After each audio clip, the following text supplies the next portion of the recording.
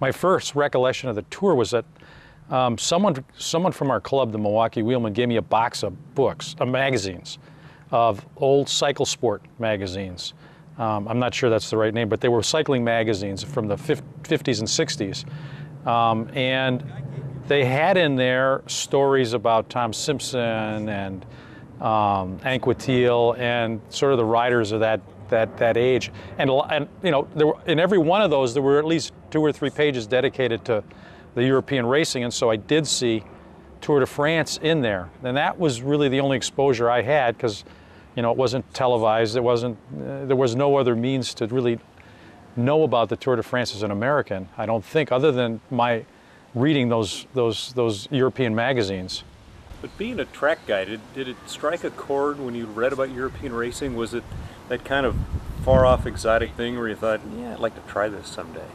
Well, yeah, I know. I was, you know, I daydreamed like everybody else. I mean, I was, you know, at that age, you're daydreaming about, you know, what you want to do. I never thought about Tour de France and those, you know, like I would want to race in the Tour de France.